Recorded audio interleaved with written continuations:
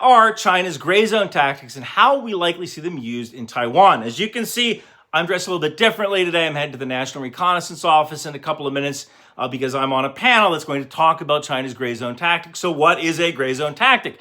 Think of a gray zone tactic as anything that kind of wins a military victory without fighting.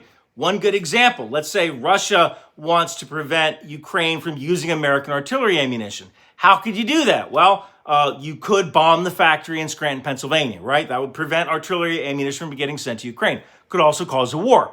But it's within Russia's capability.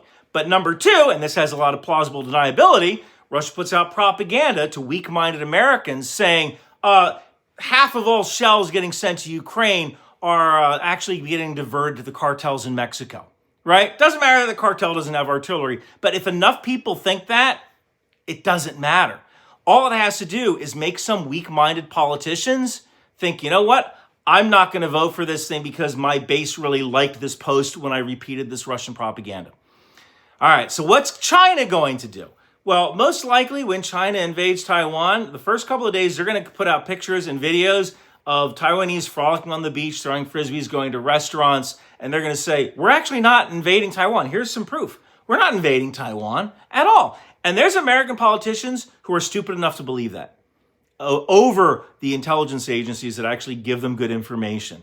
Or they hate the military-industrial complex and they don't like the idea that Lockheed Martin might make an extra dollar by helping defend a democracy like Taiwan, right? So that's going to work for a couple of days. Once the chips get cut off, we're going to have to come to the conclusion that, yes, China really is invading Taiwan, and that's when China will go to phase two.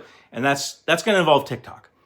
That's where China will tell young, impressionable Americans, just like we saw with Gaza, the war in Taiwan is something the Taiwanese people want. They want us to come in. It is America that is causing this war. It is America that is preventing reunification. This is a colonialist, imperialist, capitalist effort because America wants computer chips and they're willing to kill Taiwanese to get those computer chips.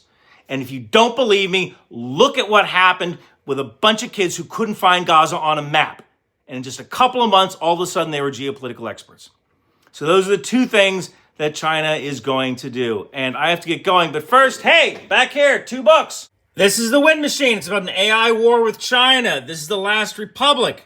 This one's an alternate history like Man in the High Castle. It imagines Mormon prophet Brigham Young founded the nation of Deseret instead of the state of Utah. And in the present day, the United States goes to war with the nation of Deseret. You can find it on Amazon, Audible version coming any day now.